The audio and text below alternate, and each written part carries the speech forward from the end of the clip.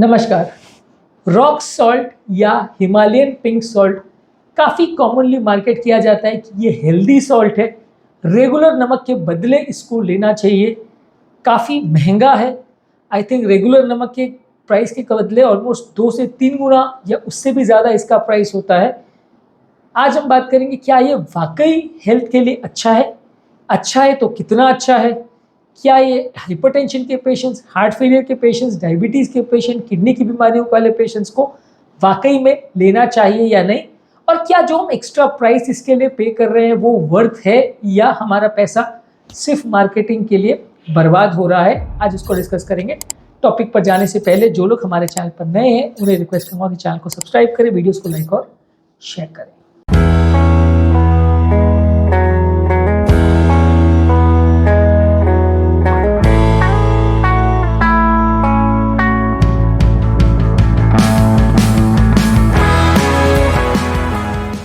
Basically rock salt या Himalayan pink salt में जिसका प्रपोज किया जाता है कि उसके कंपैरिजन में रेगुलर नमक से उसमें सोडियम कम होता है।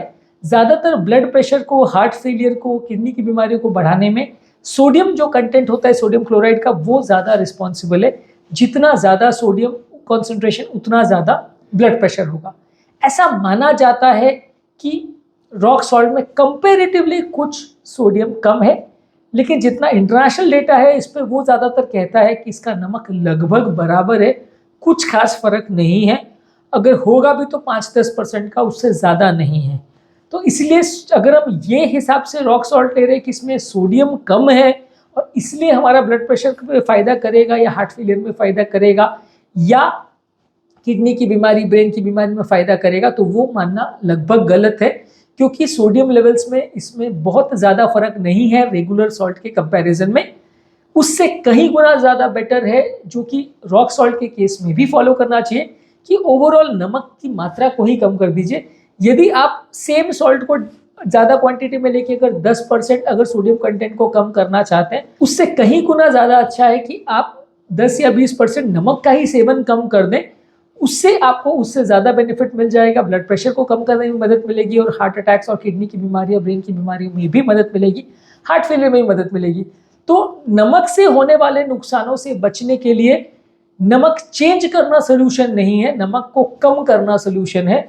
अगर आप अपने दिन भर के नमक को 10-20%, 50% जितना भी अगर आप कट डाउन कर सके उतना आपको ज़्यादा बेनिफिट मिलेगा।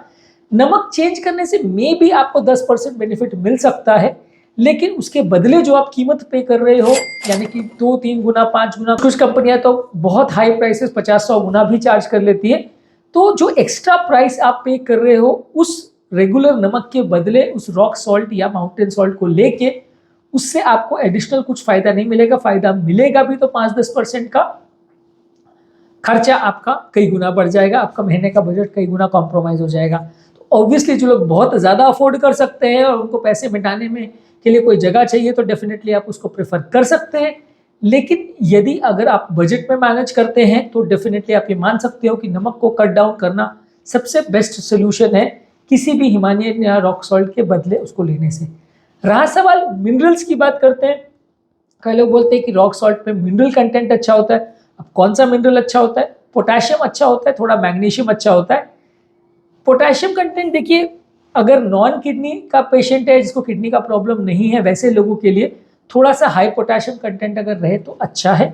उनका ब्लड प्रेशर लेवल्स को कम करने में मदद करता है। थोड़ा सा पोटेशियम क्लोराइड का अगर कंटेंट इसमें रहता है तो ब्लड प्रेशर को कम करने में मदद करता है। हाँ, लो सोडियम सॉल्ट जो लेते हैं, जो मार्केट में आता है, लोना सॉल्ट करके आता है, उसके कंपैरिजन में जो इसमें पोटेशियम का कंटेंट है वो कंपैरेटिवली काफ़ी कम है। क्योंकि लो सोडियम सॉल्ट या लोना सॉल्ट जो मेडिकल स्टोर्स वगैरह में बिकता है वो तो खैर काफ़ी कॉस्टली होता है, पर उसमें ऑलमोस्ट 50-60% जो कंटेंट होता है वो पोटेशियम क्लोराइड का होता है। ऑलमोस्ट सोडियम क्लोराइड और पोटेशियम क्लोराइड लगभग बराबर होता है। तो वो पोटेशियम के हिसाब से ज़्यादा आपको कंटेंट मिलेगा अगर आप वैसा सॉल्ट लेते हो। अदरवाइज जो सिंपल नमक में आप सोच रहे हो कि आपको पोटेशियम ज़्यादा मिल जाएगा और उससे फ़ायदा मिलेगा, तो इसमें कॉन्सेंट्रेशन बहुत ज़्यादा नहीं है, 10% जैसा हो सकता है। मैग्नीशियम कंटेंट अच्छा है। मैग्नीशियम कंटेंट इसमें रेगुलर नमक की कंपैरिजन में थोड़ा ज़्यादा है, तो आप सोच सकते हो कि इससे फ़ायदा होगा। लेकिन एक्चुअल रियलिटी ये है कि कोई क्लिनिकली सिग्निफिकेंट बहुत बड़ा बेनिफिट इसमें नहीं मिलता है। जो मिनरल्स का कॉन्सेंट्रेशन इसमें है भी वो भी बहुत कम है। और कई बार इसके वजह से होता ही है कि at the end of the day लोगों को ऐसा लगता है कि क्योंकि मैं माउंटेन सॉल्ट ले रहा हूँ, क्योंकि मैं रॉक सॉल्ट ले रहा हूँ, क्योंकि मैं हिमालयन सॉल्ट ले रहा हूँ, मैं ज़्यादा ले सकता हूँ। तो करना क्या चाहिए था कि नमक को करना कम चाहिए था, कि नमक को कट डाउन करना था। उसके बदले ये सब सॉल्ट के बदले आपका नमक का सेवन बढ़ जाता है। काफ़ी केस में लोग एक्स्ट्रा नमक को इस हिसाब से डाल देते हैं कि ये ज़्यादा हेल्दी है और इसको खाने से बाकी ब्लड प्रेशर को कम करेगा, हार्ट फेलियर को कम करेगा, किडनी को प्रोटेक्ट करेगा, तो लोग इसके लिए और ज़्यादा डाल लेते हैं। तो थोड़ा बहुत अगर 5-10% कुछ बेनिफिट होना भी था तो भी बिल्कुल नहीं होगा। तो इसलिए मेरी रिकमेंडेशन तो ये है कि बिल्कुल ही इसको ऑप्ट करना बहुत अच्छी समझदारी की बात तो नहीं है।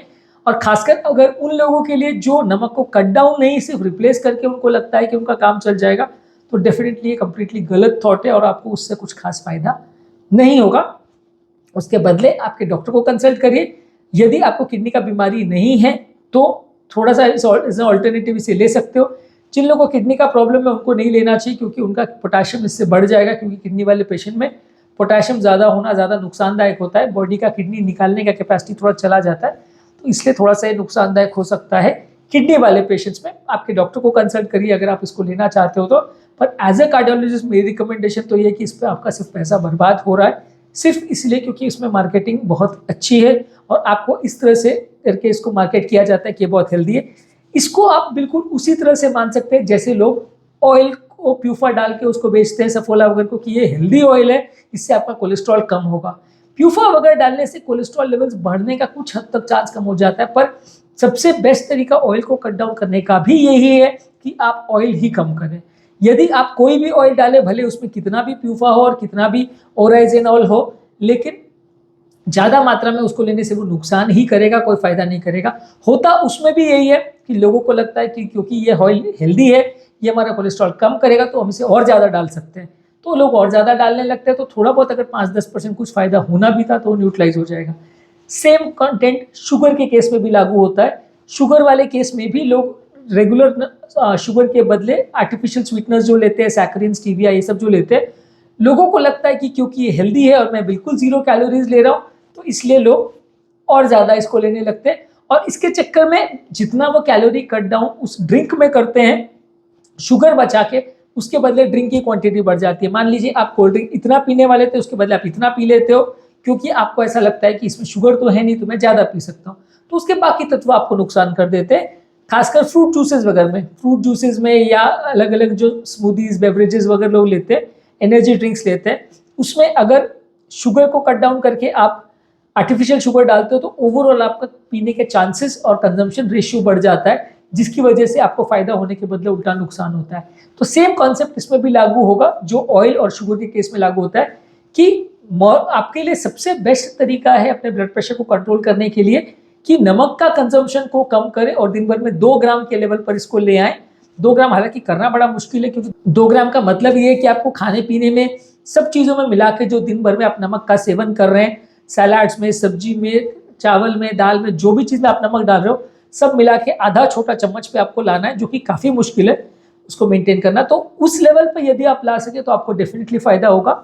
अदरवाइज अगर आपको उस लेवल पर कट डाउन आप नहीं कर सको, थोड़ा बहुत कम ज़्यादा भी आप मैनेज कर सको, बस आपका बेसलाइन जो 12-15 ग्राम का डेली लेवल से उससे कम करके आप अगर 4-5 ग्राम तक भी उसको ले आओ, तो आपको डेफिनेटली कुछ फ़ायदा होगा। फ़ायदा नमक को कट डाउन करने से होगा, नमक को बदलने से बहुत ज़्यादा फायदा नहीं होने वाला, कंसिडरिंग द फैक्ट कि आप इसमें 2 से 5 गुना 10 गुना तक एक्स्ट्रा प्राइस पे कर रहे हो। रेगुलर नमक ही यूज़ करिए, लेकिन थोड़ा कम यूज़ करें। इसके अलावा माउंटेन सॉल्ट या रॉक सॉल्ट में कुछ एडिटिव चीज़ें आपको ध्यान रखने की ज़रूरत है। एक तो ये कहाँ से आप परचेज कर रहे हो, उसका सोर्स क्या है, कितनी प्योरिटी है। जो थोड़ा बहुत भी मिनरल कंटेंट इसमें रहता है, अगर वो बहुत ज़्यादा प्रोसेस किया गया रॉक सॉल्ट है, तो वो आपको फ़ायदा नहीं करेगा, क्योंकि प्रोसेसिंग के दौरान ये रॉक सॉल्ट का जो मिनरल कंटेंट थोड़ा बहुत जो रहता है वो चला जाता है, वो ख़राब हो जाता है, वो केमिकली न्यूट्रलाइज हो जाता है।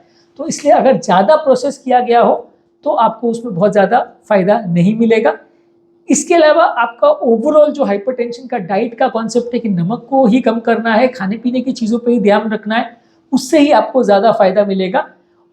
नमक को कम करने से या नमक को बदलने से हर व्यक्ति का रिस्पॉन्स अलग अलग होगा।